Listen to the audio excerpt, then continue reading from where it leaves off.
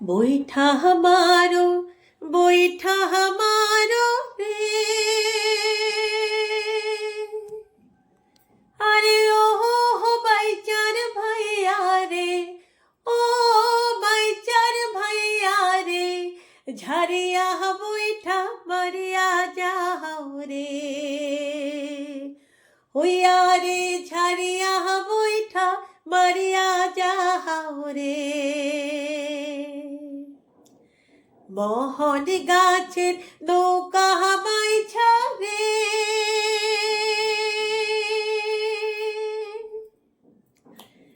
ও তার কবন গাছের বৈঠা রে কবন গাছের বৈঠা রে ঝারিয়া বৈঠা মারিয়া যাও রে ওয়া রে ঝারিয়া বৈঠা মারিয়া যাও রে আরে বৈঠানো ছাবে সর্বঙ্গ কাঁপিল সুন্দরী রাধেলো নায়রে রাধেলো আমার বন্ধু জোর বৈঠাবায় আরে সুন্দরী রাধেলো নায়রে রাধেলো আমার বন্ধু জোর বৈঠাবায় বৈঠা মারো রে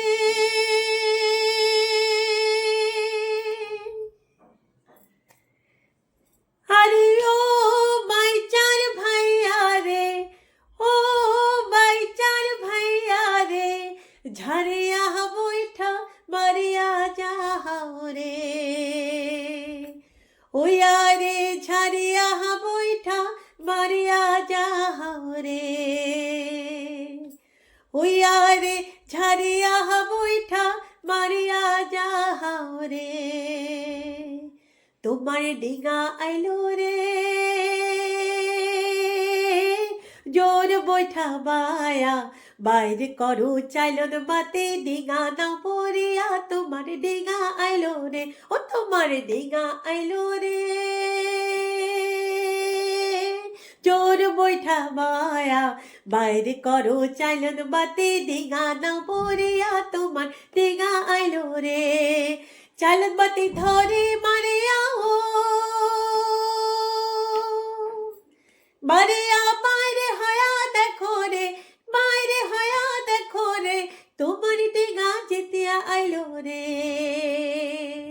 তোমার ডিঙা খেলে আইলো রে তোমার ডিঙা আইলো রে চোর বৈঠা বায়া বাইরে করো চাইলন বাতে ডিঙা না পড়িয়া তোমার ডিঙা আইলো রে ও তোমার ডিঙা আইলো রে ও তোমার ডিঙা আইলো রে ধন্যবাদ নমস্কাৰ মই পলি বণিকা আজি আপোনালোকৰ মাজলৈ লৈ আহিছোঁ অসমৰ এগৰাকী মহান সংগীত শিল্পী মিৰান্দা চৌধুৰী বাইদেউ। নমস্কাৰ। আচলতে বাইদেউৰ এইখিনি সীমিত নহয়, পৰিচয় কিছু বহল। বাইদেউ হ'ল অল ইণ্ডিয়া ৰেডিঅ' তথা দূৰদৰ্শনৰ এগৰাকী এ গ্ৰেডৰ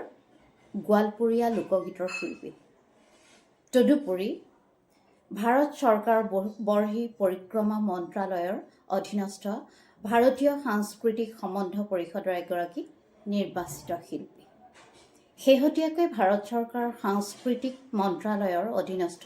উত্তৰ পূব ক্ষেত্ৰৰ গুৰু শিষ্যৰ পৰম্পৰা আঁচনিৰ বাবে গোৱালপৰীয়া লোকগীতৰ গুৰুৰূপে বাইদেউ নিয়োজিত কৰিছে, হয়নে? গতিকে কিছু দীঘল বাইদেউৰ কৰিছে। এতিয়া আহোঁ বাইদেউ এটা মই এইবাৰ এটি দেহতত্বৰ গীত শুনাইছোঁ দেই। সকলোৱে জানে গীতটো,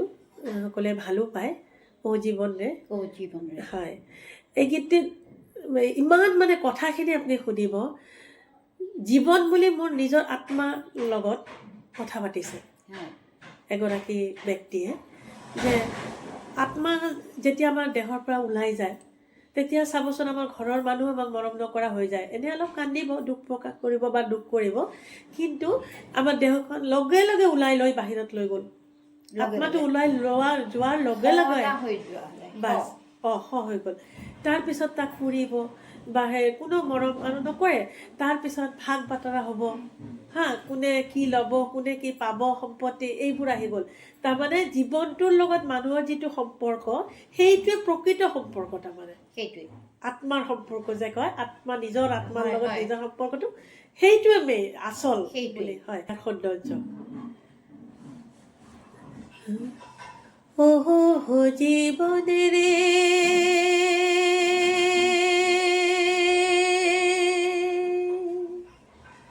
জীবন ছাড়িয়া না যাস মুখে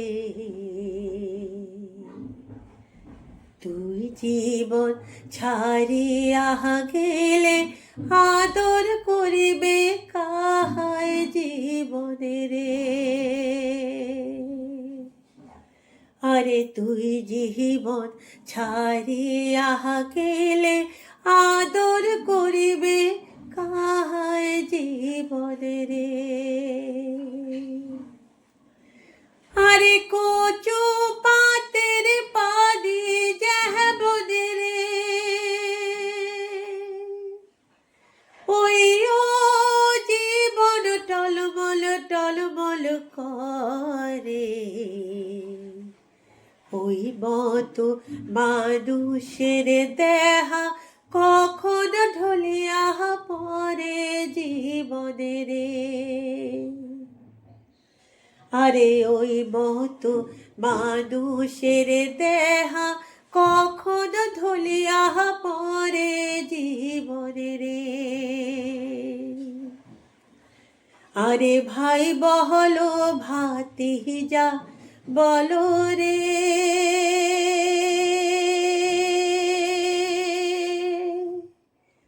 ওই জীবন সম্পত্তির ভাগী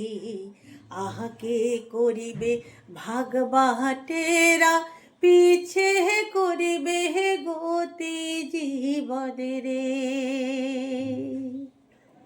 আরে আগে করিবে ভাগ বাটেরা পিছে করিবে গতি জীবনেরে ওহো জীবনেরে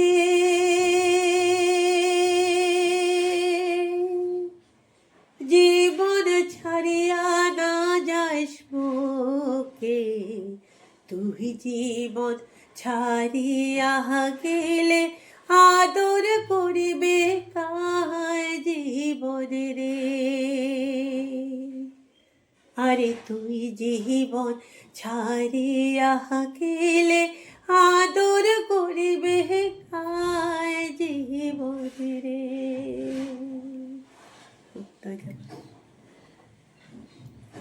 প্ৰশ্নটো হ'ল কি ধৰক গোৱালপৰীয়া লোকগীতৰ যিটো ঐতিহ্য বহুত পুৰণি বহু বছৰ পুৰণি কিন্তু এই গীতবিলাক গোটাই পিটাই ধৰক কাৰ পৃষ্ঠপোষকতাত মানে লাহে লাহে প্ৰচাৰৰ মুখী হৈছে এই গীতবোৰতো আমি সৰুৰ পৰাই শুনাৰ মতে এই গীতবোৰ ধৰক মানুহৰ একদম চহা জীৱনৰ গীতটো বেছিভাগ গতিকে হাতী মাহুত হাতীৰ লগত মানে হাতী চৰাইৰ পৰা মাহুতৰ মুখৰ পৰাই ওলাইছিলে গীতবোৰ তেওঁলোকে হয়তো যেতিয়া জংঘলে জংঘলে ঘূৰি ফুৰিছিল তেওঁলোকৰ মনৰ ভাৱখিনি হয়তো প্ৰকাশ কৰিছিল তেনেকুৱা আৰু নাৱৰীয়াই নাও চলাই থাকোঁতে হয়তো তেওঁৰ মুখেদি যিবোৰ তেওঁৰ আৱেগ অনুভৱখিনি ওলাইছিল গীতৰ মাজেৰে সুৰ হৈ তেনেকৈ হয়তো বস্তুখিনি কম্প'জ হৈ আহিছিল বহুত চৰিত্ৰ আছে মানে গীতবিলাকত একদম গোৱালপৰীয়া লোকগীতৰ চৰিত্ৰখিনি বিভিন্ন একদম মাউত আদি কৰি অনেক মাছমৰীয়া একদম মানে মানুহৰ জীৱন শৈলীৰ ওপৰত একদম বৰ্ণিত গোটেই ধৰক যেনেকুৱা বিভাগবোৰৰ ভিতৰত আপুনি যেনে কোৱা ধৰক দেহতত্বৰ গীত আহি গ'ল তাৰপিছত আপোনাৰ মাহুতৰ গীত মানে মাহুতসকলক লৈ চৰাই ফুৰা একদম চহা জীৱনৰ গীত তাৰপিছত নাৱৰীয়াৰ গীত আছে তাৰপিছত নাৰীৰ দুখ বেদনা নাৰীৰ বহুত গীত আছে বিৰহ বেদনাৰ আৰু যিটো প্ৰেম আৰু বিশেষকৈ চাব আমি এটা বস্তু অনুভৱ কৰোঁ কৃষ্ণৰ প্ৰেম কামৰূপীয়া লোকগীতত চাব বেছিভাগ কৃষ্ণৰ বাল্যকালক লৈ গীতবোৰ আছে এনেতো বহুত আছে চব গোটেইখিনি আছে কিন্তু মানে সাধাৰণতে আমি শুনা পাব আৰু গোৱালপাৰীয়াত আপুনি বিশেষকৈ শুনি পাব কৃষ্ণৰ যৌৱন কালৰ গীত ও চাংকালিয়াৰে তেনেকুৱা বহুত প্ৰেম আছে আৰু জীৱনৰ মানে যৌৱনৰ কথা অলপ তেনেকুৱা প্ৰকাশ পায় গতিকে সেইটোৱে আমাৰ ৰস আমাৰ হয় আমাৰ কেনেকৈ ইটো লাহে লাহে মানে মানুহৰ মাজলৈ কেনেকৈ আহিল তাৰমানে মই যিখিনি মই গম পাইছোঁ এতিয়া আমি প্ৰচাৰৰ ক্ষেত্ৰত ক'ব গ'লে প্ৰথমতে প্ৰতিমা পাণ্ডে বৰুৱা মাহীৰ কথা ক'বই লাগিব কাৰণ তেখেতৰ তাৰো আগত ধৰক আব্বাসুদ্দি দেৱ আছিলে আৰু বহুত শিল্পী তেনেকুৱা আছিলে কি ৰায় এগৰাকী আছিলে তেখেতৰ নামটো ইমূৰ্তত মানে দুখিত তেনেকুৱা বহুত শিল্পী আছিলে আমাৰ আগতীয়াকৈ তেওঁলোকে প্ৰচাৰ কৰিছিলে বা কেতিয়াবা বাণীবদ্ধ কৰিছিলে কলিকতাত গৈও বাণীবদ্ধ কৰিছিলে মই জানো গম পাইছোঁ আগতো বা বাহিৰেও তাৰপিছততো প্ৰতিমা মাহী আমাৰ গৌৰীপুৰৰে ময়ো গৌৰীপুৰৰ জীয়ৰী গতিকে আমি জন্মৰ পৰাই তেখেতক পালোঁ তেখেততো সকলোৱে জানে আপোনালোকে যে তেখেতে কেনেকৈ আজি এই গোৱালপৰীয়া লোকগীতক কেনেকৈ ওলাই আনিছে বিশ্ব দৰবাৰত মানে মুখে মুখে চলি থকা গীতবিলাক তেখেতৰ সময়তো তেখেতে একদম ঢেকীয়া বুটলা দি বুটলি একদম তেখেতে একদম জাগাত মানে একদম মাহুতকে লগ পাইছে তেখেতে একদম একদম মানে য'ত যেনেকৈ গানখিনি সৃষ্টি হৈছে তেওঁ মানে সেইখিনি জাগাতে সোমাই আছিলে তেনেকৈ গৈ গৈ তেওঁ কাৰণে বস্তুখিনি লৈ আহি আমাৰ এনেকৈ আৰু এতিয়া ভূপেন হাজৰিকাদেৱৰ সহায়ত আৰু তেখেতে সুৰবিলাকো লৰচৰ কৰা নাছিল একেবাৰে সেইকাৰণে আমাৰ শুদ্ধ বস্তুখিনি আমি পাইছোঁ এতিয়ালৈকে আৰু ভৱিষ্যতলৈ আমি চেষ্টা কৰি যাম যাতে আমাৰ দায়িত্ব যাতে সুৰ কথা উচ্চাৰণৰ কথা আছে ন সেইকাৰণে আপোনালোকে মানে ফিউজন কৰিলে অকণমান অলপ মানে বেয়া লাগে যাতে গানৰ সেই কথা সুৰ যাতে নষ্ট নহয় কথা আৰু সুৰ কাৰণ সেইখিনিয়েতো লোকগীতৰ ৰস লোকগীতৰ আচল বস্তু অসমৰ সম্পদ সেইটো লৈ আমি গৰ্ব কৰোঁ আমাৰ শিপা হয় গতিকে সেইখিনিক আমিতো নষ্ট হ'ব দিব নোৱাৰোঁ কিন্তু চেষ্টা কৰোঁ যাতে সুৰবিলাক যেতিয়া মই গানটো গাওঁ লোকগীত বিশেষকৈ মডাৰ্ণ যেতিয়া আধুনিক গাওঁ তেতিয়া ধৰক মই নিজৰ এটা ভাঁজ লগাব পাৰোঁ সেইটো অলপ শুৱলা কৰিব লাগে কিন্তু আমি যেতিয়া লোকগীত গাওঁ তেতিয়া মই অন্ততঃ মোৰ মূৰত এটা বস্তু সদায় থাকে যাতে মোৰ এটা নোটটো যাতে ইফাল সিফাল নহয় মই যেনেকৈ শুনি আহিছোঁ তেনেকৈ মই মানে গাম